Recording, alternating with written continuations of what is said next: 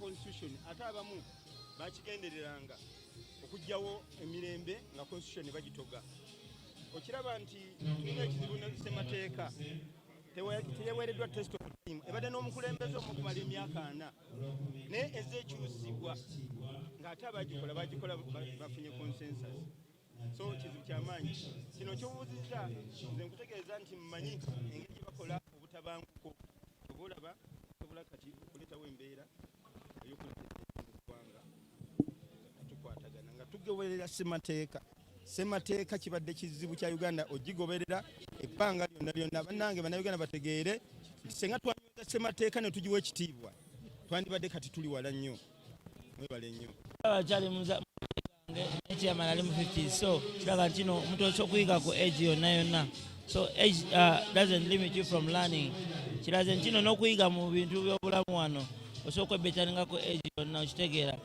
so nze ankubye omuggo okulaga nti no wadde tuze ne tuli emmere newooma naye nze waka n'ebirowoozo so oba nkole masters mu ki kyesobola okukola masters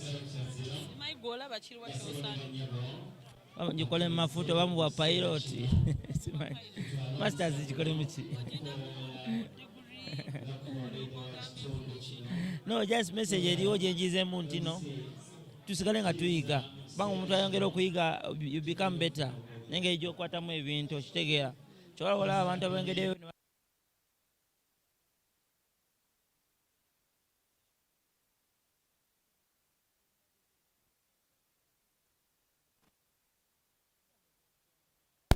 enviri asoma nga twali mu kirasi waliwo nanga mbikwata yaman kumubs na bayite nnyo lwakuba nayisaga kwerabisa yaman nasoma era nja kuddayo nsome jasooka kwamba nekyanonyamu ku majja nekyaman jasitanaze ntino osobola okunoonya amajja noddayo n'osoma education erabika nga etalina meaning kati naye omuntu waba ali eyo ng'osobola ofuna chance okusoma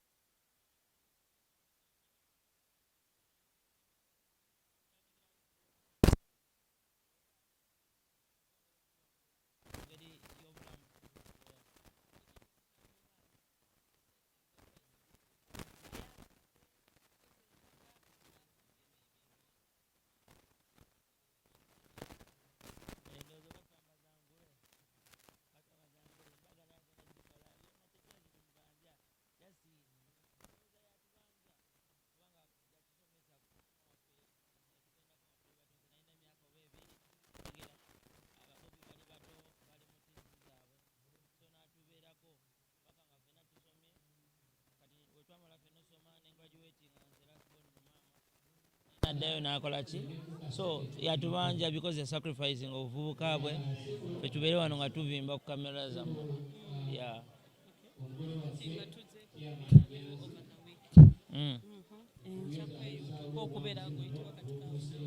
accident nozazibaawo jasi nebaza Katonda nesaga kitwala nga kinene kubanga bangi nnyo abaziyitamu naye jasi ekyenjawulo nti no twawona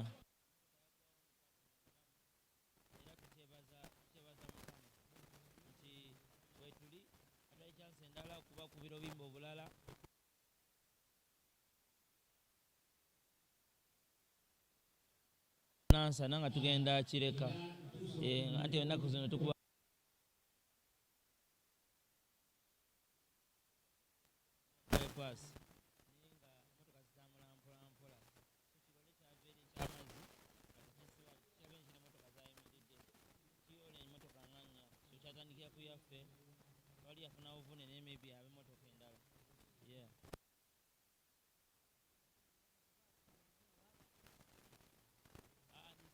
sindistede yase gali yaffe yafuna obuvune negwawo naye nga wendinze yaman kyakagosonde abantu nti bayinza ogisona nalanga okunsomera just kanjiye nja kuyiya era nabakyali bange ebyo tujja okukwatagana nabo bibaawo mu bulamu ani mbadde nnyo musulwe naye badde muwulyanga luleeta nnyo naye just biggwa nakyo osobola mugamba yawadde sementi ensawo ezi biri n'agamba wallavu wali era ndooza aba ayagala tumbeewo kyemugamba naye sina kyemugamba Maybe just nze ndi mu studio ngeza kola muziki gyange era mugende mubuuze byonna byakola abannyonnyole bulungi kubanga nange sibitegeera.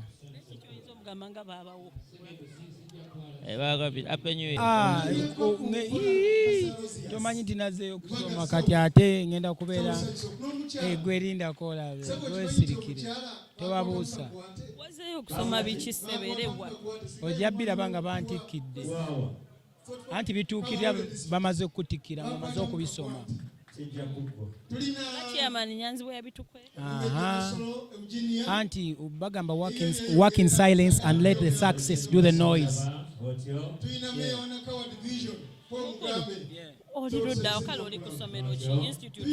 Anti era nja kuba mbabiddeko nja kuba mbabidde ebibuuzo emujja genda emujja kunkuuma ku geeti muwoneka mmwe kali mujja kulabira awo naye nga kijja kuggwa. Bingi embeera inspiration okuva mu bakulu bo bwe kiringolibwa n'agamba nti okoppa muganda ogundi naye kirungi okoppa alina kyalazeewo kirungi okoppa ekirungi okitegeera. So nze okoppa owakabi oba okoppa owakabi kitegeeza ojja kubayana nawe owakabi. Bonna bwe tulaba kati nga chairman Nyanzi Masters kyekimu kati nze ate ngenda kubeera Head Masters.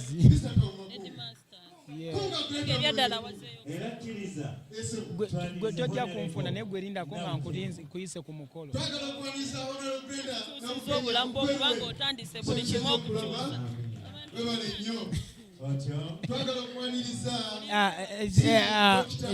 Change is a fact of life. If it's a fact of life, if you don't change, change will change you. So don't wait for change to change you. You be the change that you need.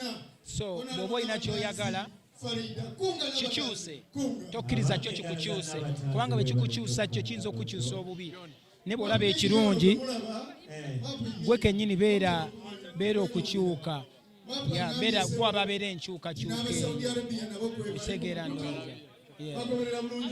Ka video akatambudde ku social media nga ogamba mbu oyagala nnyo abakyala abalina nnyo ennene. Ngambe njagala nnyo omukyala alina ebbina. Lwaki? Kubanga mukyala wange gwe nnina alina ebbina, so njagala mukyala wange kubanga alina buli kye njagala. Alina ebbina, alina omutima omulungi. Wanje? Mukyala wange nagambye njagala nnyo omukyala alina ebbina kubanga mukyala wange alina njagala wanje mukwano okutumidde nkwagala nnyo nga nawe bwonjagala.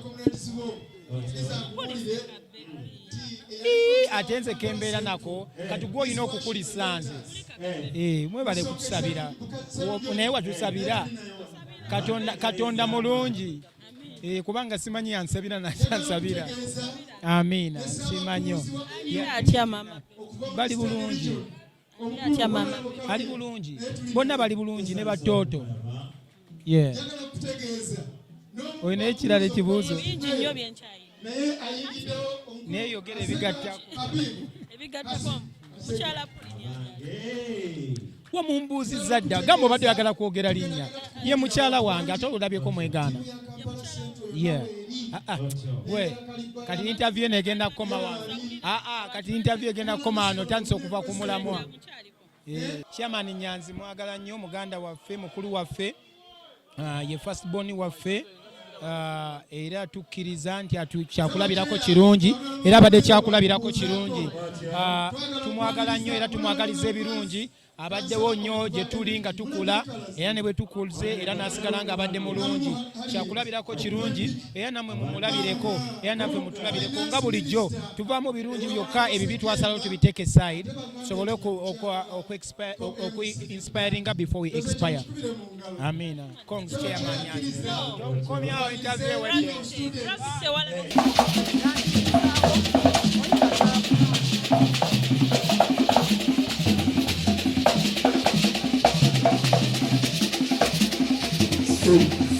Western Right.